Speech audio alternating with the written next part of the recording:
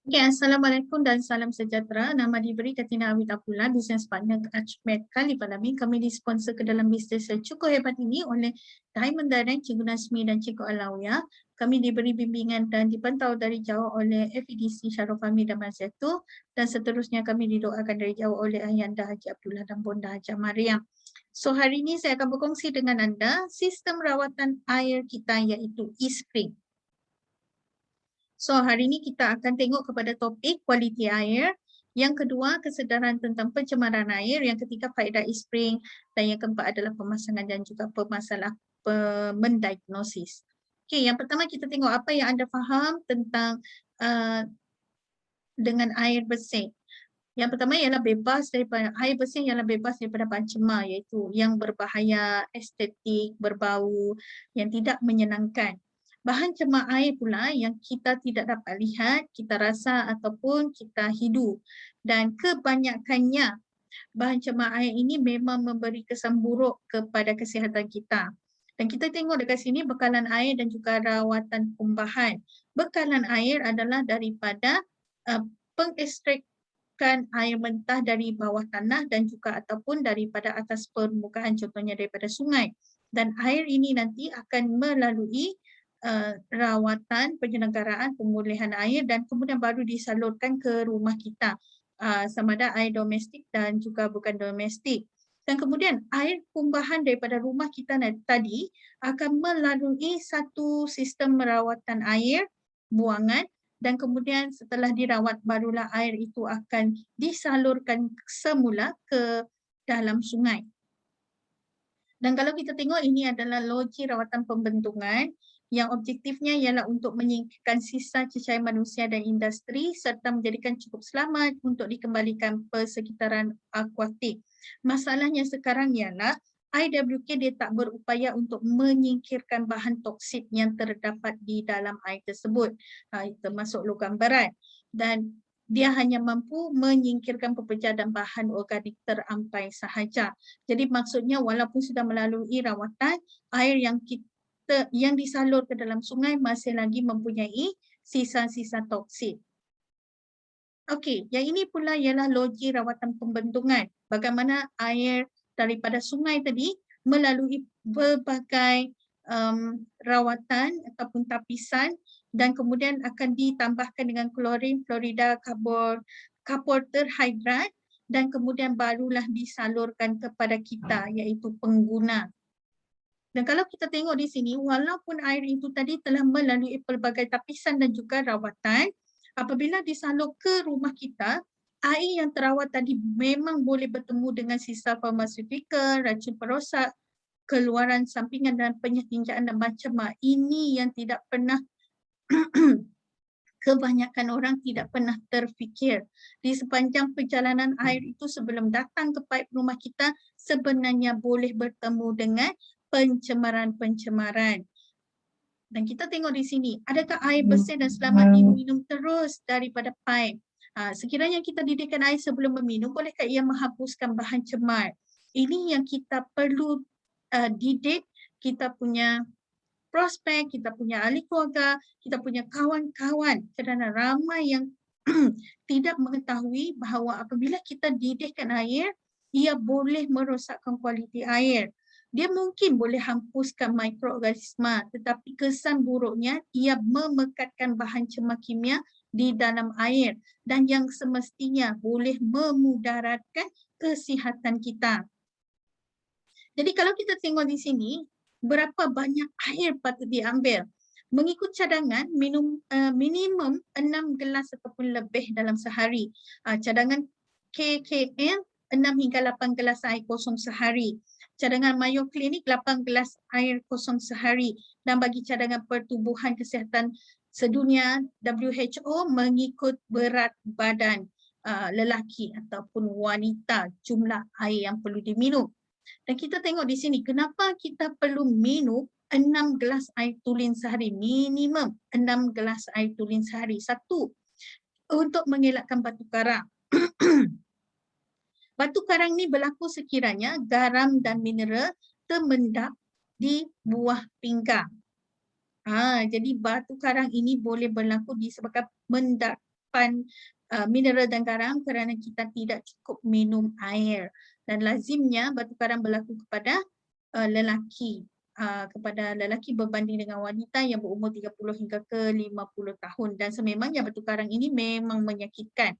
Dan yang kedua ialah mengelakkan kekejangan. Kurang cecair dalam badan, kurang air dalam badan, menyebabkan darah lebih pekat. Dan ini menghilangkan keupayaan darah untuk sampai ke otot tepat pada masanya, itu yang menyebabkan kekejangan otot. Jadi, penyhidratan adalah salah satu faktor yang menyebabkan kekejangan menurut Mayo Clinic dan Amerika Syarikat. Okey, yang ketiga, kenapa perlu minimum 6 gelas air perlu diminum? Satu ialah kesihatan otot, mencerdaskan otot, mengurangkan sakit sendi atau belakang. Yang keempat adalah untuk kulit berseri, bertindak sebagai pelembab, kulit yang tampak lebih muda, lebih cerah dan lebih sihat. Dan yang kelima ialah boleh mengawal suhu badan, dan yang keenam untuk membantu pencernaan supaya pencernaan kita berlaku lebih lancar lagi. Okey, adakah kita memerlukan penulen air di rumah? Mengapa? Okey, air yang diturunkan di pusat pembandaran biasanya sangat selamat diminum, tetapi pengaliran melalui paip, penyambung dan lekapan yang sudah tua. Untuk sampai ke rumah kita, air itu melalui perjalanan yang panjang, bertemu dengan logam berat, bahan cemar organik, bahan cemar biologi, bakteria dan virus. Disebabkan itulah kita perlu sangat-sangat penulenan air di rumah, dan penulenan air di rumah itu perlulah dipilih dengan bijak. Kalau kita tengok dekat sini, e-spring boleh menyingkirkan sebarang bahan cemar yang mungkin diperkenalkan semasa transit tadi. Semasa dalam perjalanan, e-spring itu boleh membantu menyingkirkan semua bahan cemar. Okey, kita tengok di sini apa kebaikan e-spring. Yang pertama, e-spring boleh memperbaiki rasa, bau dan juga kejenihan air. Yang kedua, mengurangkan lebih daripada 100 bahan cemar yang berpotensi menjejaskan kesihatan. Yang ketiga, menghapuskan lebih banyak ataupun 99.99% bakteria dan juga virus bawaan air. Dan yang seterusnya mengekalkan mineral berfaedah. Ini yang hebatnya e-spring. E-spring walaupun dia tapis, bahan cemar, bakteria, virus, tetapi masih mengekalkan lagi mineral berfaedah yang diperlukan oleh badan. Maksudnya air yang telah ditapis melalui e-spring bukanlah air kosong semata-mata ataupun reverse osmosis. Dan mengapa e-spring? Kenapa nak pilih e-spring? Dekat luar sana banyak sangat penapis air, tetapi kita bukan sebarangan penapis air. Kita adalah sistem rawatan air yang mempunyai teknologi luar biasa. Kita ada penuras blok karbon termaju, teknologi tanpa wayar e-couple, teknologi ultra ungu, teknologi chip pintar. Ini adalah teknologi luar biasa milik e-spring. Dan kita tengok apakah maksud teknologi tanpa wayar e-couple. Teknologi kuasa tanpa wayar e-couple yang dipatenkan mengalirkan tenaga elektrik menerusi komponen udara, air dan plastik untuk menghidupkan UV unit itu. Dan seterusnya kita tengok teknologi ultra ungu, UV light. Sistem rawatan air e-spring menghapuskan lebih daripada 99.99% bakteria dan virus penyebab penyakit bawaan air di dalam air minum. Dan kemudian teknologi chip pintar. Apa kepentingan chip pintar ini? Ini adalah memaparkan paparan LCD yang akan memaklumkan berapa lama hayat penuras yang tinggal dan bila ia perlu diganti. Ini sangat hebat kita punya teknologi chip pintar. Dan yang bestnya lagi pensijilan e-spring. E-spring telah menerima pelbagai sijil. Sistem rawatan air pertama yang telah disahkan memenuhi standard air minuman. NSF 42 rasa dan bau, NSF 53 kesan kesihatan, NSF 55 sistem microbiology UV, NSF 401 sebatian memuncul bahan cemar kebetulan, NSF protokopi 77 microcystin, NSF Protokol 4 P473 penyingkiran PFOA dan PFOS dan seterusnya. ISPRING juga menerima anugerah mohor emas oleh WQA. Dan kita kenali dulu apakah komponen asas unit ISPRING. Terdiri daripada bekas cartridge, penutup atas, adapter kuasa, bracket, gelangan, bendungan, modul elektronik, cartridge UV, karbon UV, pegelung pengetat plastik, adapter berulir, penyambung logam, injap pengalih, adapter universal, tiub dan juga sesiku. Bagaimanakah cabaran pemasangan? Memang setiap penapis udara, penapis air ataupun sistem rawatan ISPRING pun mengalami cabaran pemasangan, tetapi pastinya ada penyelesaian. Sumber elektrik tidak kelihatan. Yang kedua, sumber elektrik mungkin terlalu jauh, dan yang ketiga, kepala paip mungkin tidak sesuai dengan injap pengalih. So, apakah penyelesaiannya? Kalau sumber elektrik tidak kelihatan, yang pertama, kita boleh pasang poin pelat elektrik dari penjedut asap udara, asap dapur. Yang kedua, jika ada kipas, itu juga boleh dijadikan sumber tenaga elektrik. Yang ketiga, pemasangan poin pelat elektrik daripada shielding. So, ini adalah penyelesaian kalau kita tak nampak sumber elektrik berdekatan dengan sinki. Then seterusnya, sumber elektrik mungkin terlalu jauh. Ada pelat elektrik tapi terlalu jauh daripada daripada plug daripada pipe air. So, apa penyelesaiannya? Kita panjangkan plug elektrik daripada penjedut asap dapur. Kita tarik sambungan daripada tingkap yang mungkin terdapat mesin basuh dekat luar. Dan kemudian pemasangan poin elektrik daripada shielding. Dan seterusnya. Kita tengok panjang wayar adapter ialah sepanjang 2 meter. Kemudian panjang tiub air 1.2 meter. Dan tiub ini perlu ditukar setiap 2 tahun sekali. Okey, cabaran yang ketiga tadi adalah kepala paip mungkin tidak sesuai. Dekat sini kepala paip tak sesuai dengan injap pengalih. So, penyelesaiannya ialah kita tukarkan kepala paip atau pilihan ataupun guna adapter universal. So, kita tengok dekat sini komponen injap pengalih. Dia terdiri daripada gelung plastik, penyambung logam dan juga injap pengalih. Jadi, langkah pemasangan injap pengalih kepada kepala senang sangat-sangat. Masukkan gelung plastik kepada kepala. Pilihan skrukan adapter berulir, skrukan penyambung logam, jajarkan gelung plastik ke bawah, skrukan gelung plastik pada injap pengalih. Akhir sekali masukkan 2 hujung tiub ke injap pengalih. Ini sangat-sangat senang. Dan injap pengalih dinasihatkan akan dibersihkan 3 bulan sekali. Dan langkah-langkah untuk membersihkan injap pengalih. Okey, yang ini kita boleh lakukan sendiri.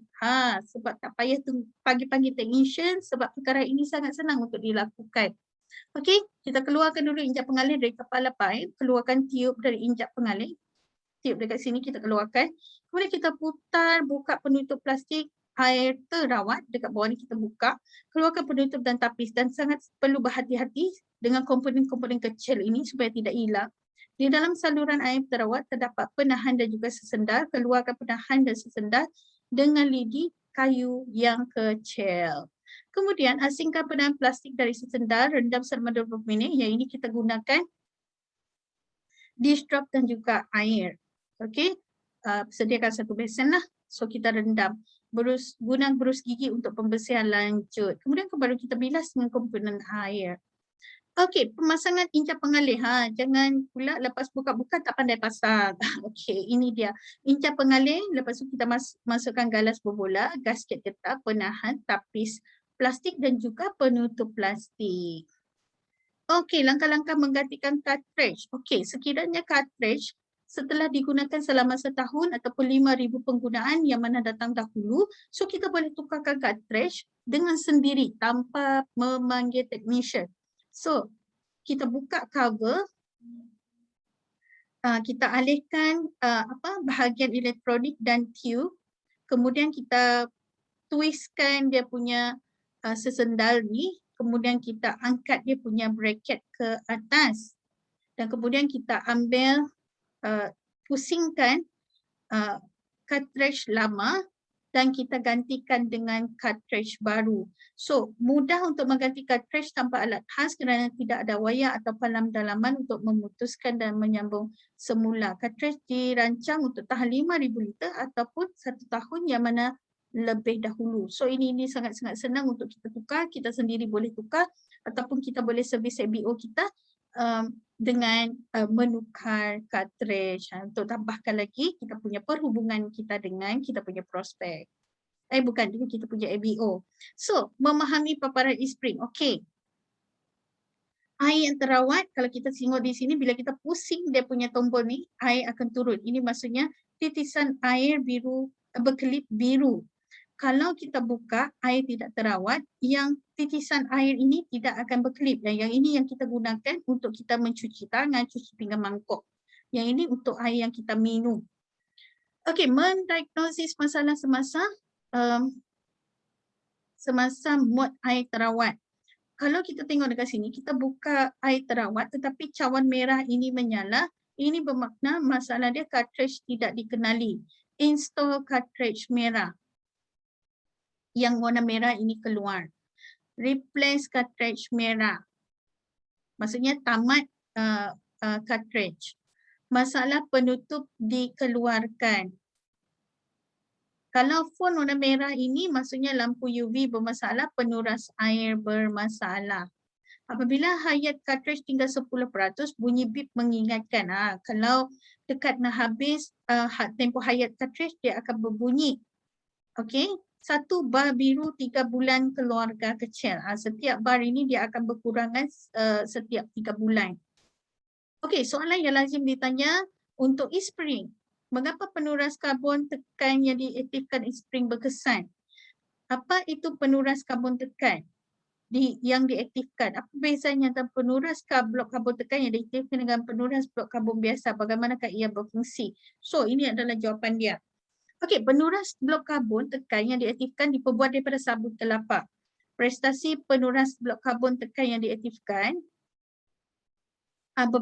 berbilang peringkat berpattern, memerangkap partikel sekecil 0.2 mikron, mengurangkan 140 bancema yang boleh menjejaskan kesihatan, mineral bermanfaat boleh melaluinya dan juga menambahkan baik rasa air. Dia boleh menuras klorin. Dan penuras blok karbon tekan yang diaktifkan diperbuat menerusi proses hak bahas yang mewujudkan beribu-ribu liang. Proses yang digunakan menentukan nisbah liang kecil mikro dan liang besar makro yang diwujudkan. Ini meningkatkan keluasan permukaan penuras karbon untuk menarik dan memerangkap bahan cemar. Okey, cahaya ultraviolet membebaskan radiasi dalam air. Adakah yang selamat untuk diminumkan? Sebab kita bagi tahu tadi, e-spring mempunyai UV light. So, tidak tahu banyak tentang teknologi tenaga ultraviolet. Risau radiasi akan menjejaskan kesihatan mereka. So, jawapannya adalah satu bentuk tenaga sinaran sama seperti cahaya matahari dan gelombang radio. Dikategorikan sebagai UVC, sinar UV gelombang pendek. Sejumlah kecil intensi cahaya tidak akan membahayakan kesihatan anda berbanding radioaktif merujuk pada bahan yang memancarkan radiasi nuklear seperti uranium. So, jangan risau, cahaya ultra ungu dalam e-spring tidak membahayakan. Kerana cahaya ultra ungu dia boleh menghapuskan 99.99% bakteria dan virus.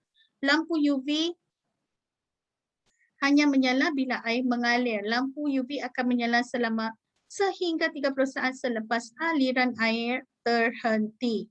Dan teknologi cahaya ultraviolet bukan radioaktif. Mengapa tiup e-spring merekah? Ini kalau tiup e-spring merekah kan mulalah kita punya customer cakap mengenai kualiti produk. Okey, jangka hayat tiup dan kos menggantikannya, mahu mendapatkan waranti. Kalau kita tengok di sini, penyebab umum tiup merekah ialah ia terlalu terdedah kepada cahaya matahari ataupun haba. Kerap menggunakan semburuan serangga pada sekeliling tiup, menggunakan deterjen yang kasar. Untuk memenuhi standard NSF, kami tidak menambah apa-apa kimia berbahaya kepada tiup e-spring tadi.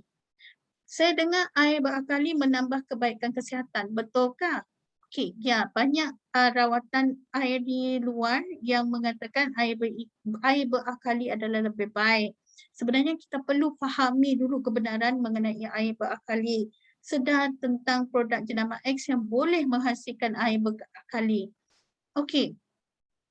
Di sini kita perlu faham, jus gastrik dalam perut adalah berasid. Bila air berakali tiba di perut kita, ia akhirnya dinetralkan oleh jus gastrik tadi. Hanya teknologi pengayun air berakali saja mampu menghasilkan air berakali. Okey, air berakali proses air pipe lalu menerusi kebor dengan elektron untuk menguraikan molekul air menjadi ion. Kelebihannya ialah pengguna boleh menyelaraskan pH atau mendispen air, mendakwa boleh menghasilkan air dalam kelompok air molekul kecil yang mudah menembusi sel. Apa kekurangan air berakali? Okey, tidak ada menyebut tentang proses penulinan air dan kemudian tiada dokumentasi yang boleh sahkan dan menyokong dakwaan ini. Jadi adakah kita benar-benar perlukan apakah apa yang kita benar-benar perlukan ialah air bersih yang bebas daripada pancema, virus dan juga bakteria. Karbon diaktifkan. Karbon aktif menggunakan penyerapan untuk menghilangkan kotoran dari cecair. Kelebihan mengeluarkan klorin, singkirkan zarah seperti sedimen, sebatian organik volatil, VOC dan juga mengeluarkan bau. Karbon diaktifkan juga ada kekurangan. Mereka tidak berkesan menyingkirkan mineral, garam, bahan tidak organik terlarut. Sebab itu kita tengok kita punya e-spring, dia masih ada lagi magnesium dan juga kalsium yang diperlukan oleh badan. Okey, osmosis songsang ataupun RO. Air pipe tadi dipaksa melalui membran separuh telam yang sangat nipis yang menolak bahan cemar dan hanya membenarkan molekul yang amat kecil untuk lepas melaluinya. Kelebihan dia mengurangkan sebatian tak organik, boleh mengurangkan sebatian organik, mengurangkan parasit. Tapi kekurangannya pun sangat banyak. Okey, memerlukan tekanan air yang tinggi sebab dia punya liang tu sangat kecil, jadi perlukan tekanan air yang tinggi. Mengurangkan mineral bermanfaat yang diperlukan oleh badan, mungkin tidak berkesan dalam menyingkirkan semua bakteria dan virus, perlahan dan membazir air. Berpotensi menyebabkan kita tidak dapat minum air dengan mineral bermanfaat dan terdedah kepada bakteria yang tidak dapat dituras. Ini kalau kita nak comparekan dengan kita punya sistem rawatan air e-spring, kita punya ada UV light yang boleh menghapuskan bakteria dan juga virus. So, kita tengok jadual perbandingan pembersihan air. Okey, kalau air panas, pangkas semua. Rasa masih ada, meningkatkan bau. Okay, klorin, tak boleh singkirkan klorin, tak boleh singkirkan sebatian organik, tak boleh singkirkan berlogam berat, lambung merkuri. Yang ini tanda soal bakteria dan juga virus belum lagi dapat dipisahkan. Okey, kalau air berkali pula, boleh meningkatkan rasa, boleh meningkatkan bau, tetapi ini adalah persoalan yang belum ada jawapan. Dan seterusnya kita tengok blok karbon aktif pula. Kita tengok dekat sini, boleh meningkatkan rasa, meningkatkan bau, boleh menghilangkan zarah kekotoran, tetapi ini masih lagi menjadi persoalan dapat tak singkirkan klorin dan sebatian organik dan dapat tak menyingkirkan logam berat dan juga membunuh bakteria dan juga virus. Berbanding dengan osmosis songsang, RO pun mengalami benda yang sama. Persoalannya dapat tak singkirkan klorin, sebatian organik dan logam berat dan boleh tak menghapuskan 99% bakteria seperti e-spring. Kita tengok e-spring kita adalah antara yang terbaik di antara yang terbaik. Okey, sekian saja pembentangan saya pada hari ini berkaitan dengan e-spring. Okey, yang baik itu daripada Allah, yang lemah itu daripada diri saya sendiri. Saya sudahi dengan Assalamualaikum warahmatullahi wabarakatuh.